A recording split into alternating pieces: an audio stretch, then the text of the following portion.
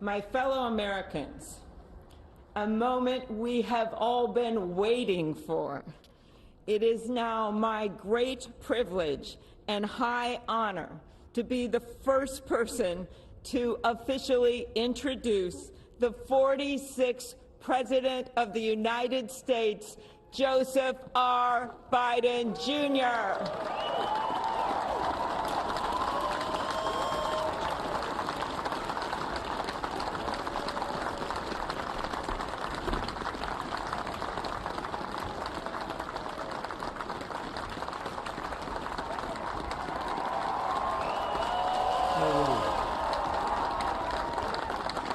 Chief Justice Roberts, Vice President Harris,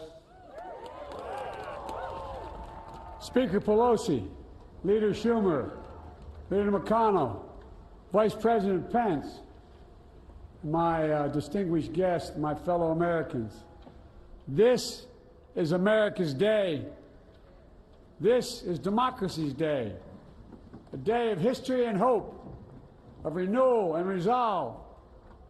Through a crucible for the ages, America has been tested anew, and America has risen to the challenge. Today, we celebrate the triumph not of a candidate, but of a cause, the cause of democracy. The people, the will of the people has been heard, and the will of the people has been heeded. We've learned again that democracy is precious. Democracy is fragile. And at this hour, my friends, democracy has prevailed. So now, on this hallowed ground where just a few days ago, violence sought to shake the Capitol's very foundation, we come together as one nation, under God, indivisible, to carry out the peaceful transfer of power as we have for more than 2 centuries. As we look ahead in our uniquely American way, restless, bold, optimistic, and set our sights on the nation we know we can be and we must be. I thank my predecessors of both parties for their presence here today. I thank them from the bottom of my heart. And I know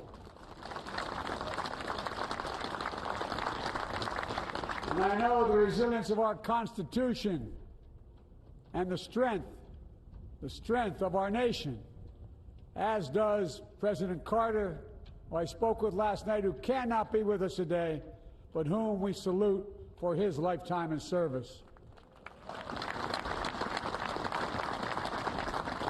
I've just taken the sacred oath each of those patriots have taken, the oath first sworn by George Washington. But the American story depends not on any one of us, not on some of us, but on all of us, on we the people who seek a more perfect union. This is a great nation. We are good people. And over the centuries, through storm and strife, in peace and in war, we've come so far. But we still have far to go. We'll press forward with speed and urgency, for we have much to do in this winter of peril and significant possibilities. Much to repair, much to restore, much to heal, much to build, and much to gain. Few people in our nation's history have been more challenged or found a time more challenging or difficult than the time we're in now. Once-in-a-century virus that silently stalks the country. It's taken as many lives in 1 year as America lost in all of World War II. Millions of jobs have been lost. Hundreds of thousands of businesses closed. A cry for racial justice, some 400 years in the making, moves us. The dream of justice for all will be deferred no longer. A cry for survival comes from the planet itself, a cry that can't be any more desperate or any more clear. And now, a rise of political extremism, white supremacy, domestic terrorism that we must confront and we will defeat.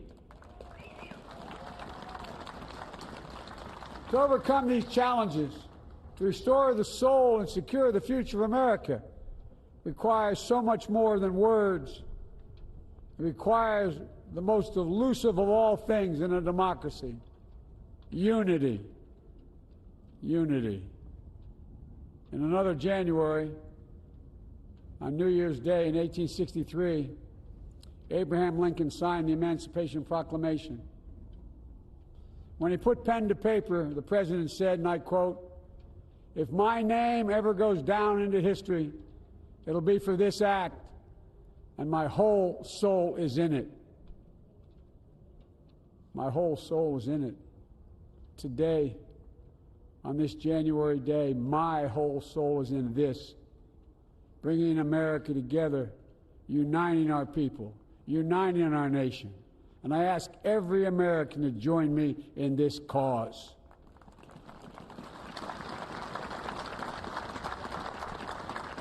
Uniting to fight the foes we face: anger, resentment and hatred, extremism, lawlessness, violence, disease, joblessness and hopelessness.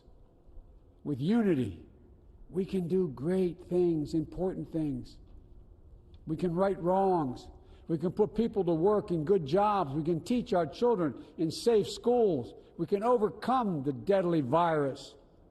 We can reward work and rebuild the middle class and make health care secure for all. We can deliver racial justice, and we can make America once again the leading force for good in the world.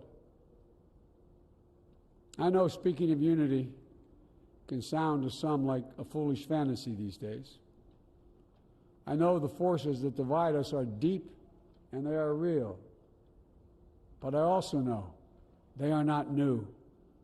Our history has been a constant struggle between the American ideal that we're all are created equal and the harsh, ugly reality that racism, nativism, fear, demonization have long torn us apart.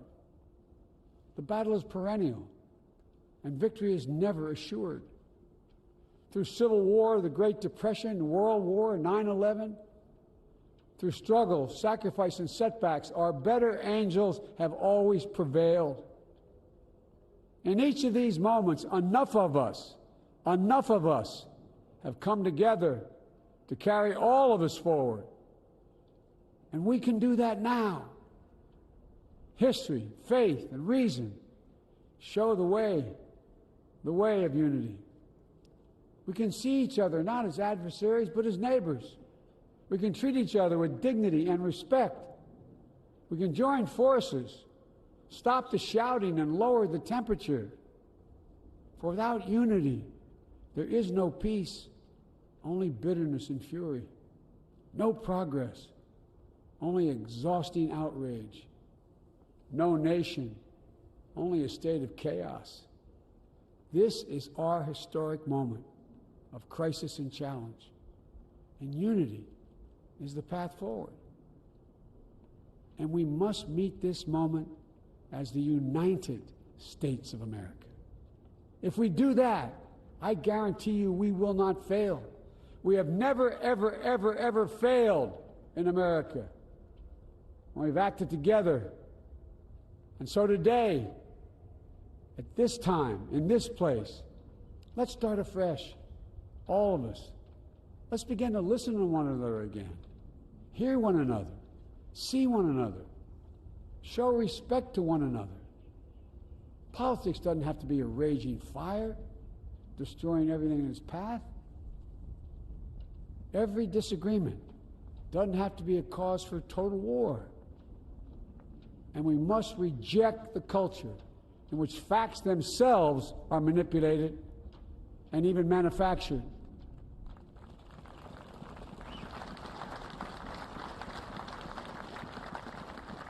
My fellow Americans, we have to be different than this. America has to be better than this. And I believe America is so much better than this. Just look around.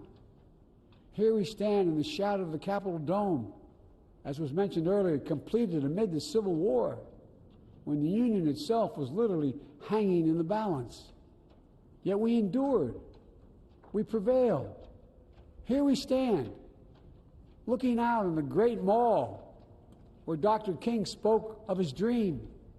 Here we stand where 108 years ago, at another inaugural, thousands of protesters tried to block brave women marching for the right to vote. And today, we mark the swearing in of the first woman in American history elected to national office, Vice President Kamala Harris. Don't tell me things can't change. Here we stand, across the Potomac from Arlington Cemetery, where heroes who gave the last full measure of devotion rest in eternal peace. And here we stand, just days after a riotous mob thought they could use violence to silence the will of the people, to stop the work of our democracy, to drive us from this sacred ground. It did not happen. It will never happen. Not today, not tomorrow, not ever. Not ever.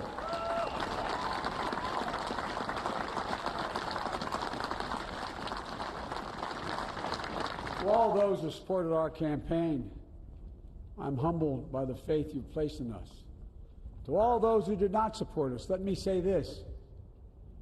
Hear me out as we move forward. Take a measure of me and my heart. If you still disagree, so be it. That's democracy. That's America. The right to dissent peaceably within the guardrails of our republic is perhaps this nation's greatest strength. Yet hear me clearly. Disagreement must not lead to disunion. And I pledge this to you. I will be a president for all Americans. All Americans. And I promise you, I will fight as hard for those who did not support me as for those who did.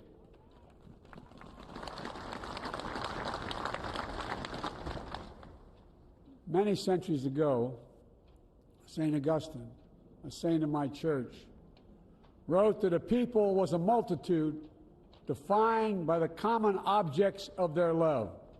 Defined by the common objects of their love. What are the common objects we as Americans love that define us as Americans? I think we know. Opportunity, security, liberty, dignity, respect, honor, and yes, the truth. Recent weeks and months have taught us a painful lesson. There is truth and there are lies. Lies told for power and for profit. And each of us has a duty and a responsibility as citizens, as Americans, and especially as leaders. Leaders who have pledged to honor our Constitution and protect our nation, to defend the truth and defeat the lies. Look, I understand that many of my fellow Americans view the future with fear and trepidation. I understand they worry about their jobs. I understand, like they lay a bed wondering, can I keep my health care? Can I pay my mortgage? Thinking about their families, about what comes next. I promise you, I get it. But the answer is not to turn inward, to retreat into competing factions, distrusting those who don't look like you, or worship the way you do, or don't get their news from the same sources you do. We must end this uncivil war that pits red against blue, rural versus urban, conservative versus liberal. We can do this if we open our souls instead of hardening our hearts, if we show a little tolerance and humility, and if we're willing to stand in the other person's shoes, as my mom would say, just for a moment, stand in their shoes. Because here's the thing about life. There's no accounting for what fate will deal you. Some days when you need a hand. There are other days when we're called to lend a hand. That's how it has to be. That's what we do for one another. And if we are this way, our country will be stronger, more prosperous, more ready for the future. And we can still disagree. My fellow Americans, in the work ahead of us, we're going to need each other. We need all our strength to persevere through this dark winter. We're entering what may be the toughest and deadliest period of the virus. We must set aside politics and finally face this pandemic as one nation. One nation. And I promise you this, as the Bible says, weeping may endure for a night, but joy cometh in the morning. We will get through this together. Together. Look, folks, all my colleagues I serve with in the House and the Senate up here, we all understand the world is watching all of us today. So here's my message to those beyond our borders. America has been tested, and we've come out stronger for it. We will repair our alliances and engage with the world once again, not to meet yesterday's challenges, but today's and tomorrow's challenges. And we'll lead not merely by the example of our power, but by the power of our example.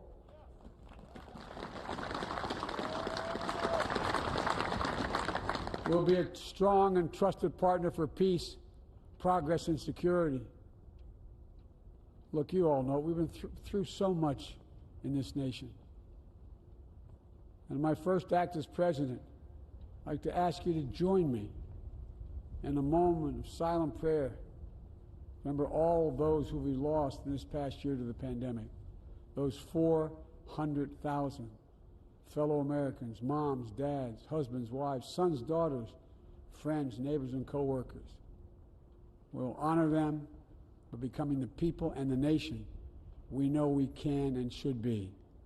So I ask you, let's say a silent prayer for those who've lost their lives and those left behind, and for our country.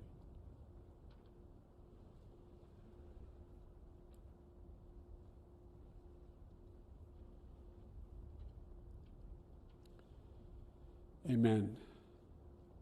Folks, this is a time of testing. We face an attack on our democracy and on truth, a raging virus, growing inequity, the sting of systemic racism, a climate in crisis, America's role in the world. Any one of these would be enough to challenge us in profound ways. But the fact is, we face them all at once, presenting this nation with one of the gravest responsibilities we've had. Now we're going to be tested. Are we going to step up, all of us? It's time for boldness, for there's so much to do. And this is certain. I promise you, we will be judged, you and I, by how we resolve these cascading crises of our era. We will rise to the occasion is the question. Will we master this rare and difficult hour? Will we meet our obligations and pass along a new and better world to our children? I believe we must. I'm sure you do as well. I believe we will. And when we do, we'll write the next great chapter in the history of the United States of America, the American story. A story that might sound something like a song that means a lot to me. It's called American Anthem. There's one verse that stands out, at least for me, and it goes like this. The work and prayers of century have brought us to this day. What shall be our legacy? What will our children say? Let me know in my heart when my days are through. America, America, I gave my best to you. Let's us add our own work and prayers to the unfolding story of our great nation. If we do this, then when our days are through, our children and our children's children will say of us, they gave their best, they did their duty, they healed a broken land. My fellow Americans, I close the day where I began, with the sacred oath. Before God and all of you, I give you my word. I will always level with you. I will defend the Constitution. I'll defend our democracy. I'll defend America. And I'll give all of you, keep everything I do in your service, thinking not of power, but of possibilities, not of personal interest, but the public good. And together we shall write an American story of hope, not fear, of unity, not division, of light, not darkness, a story of decency and dignity, love and healing, greatness and goodness. May this be the story that guides us, the story that inspires us, and the story that tells ages yet to come that we answered the call of history. We met the moment.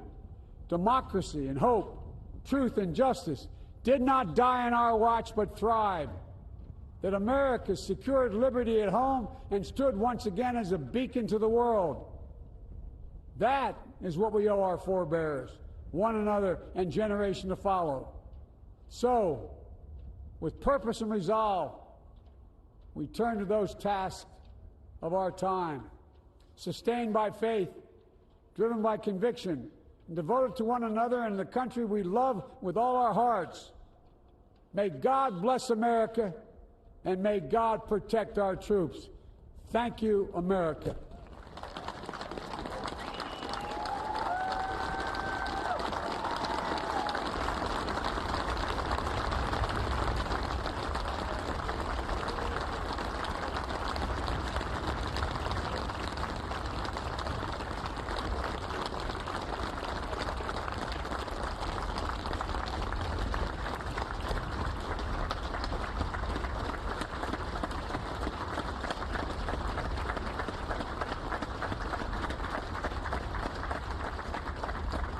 Ladies and gentlemen, please be seated.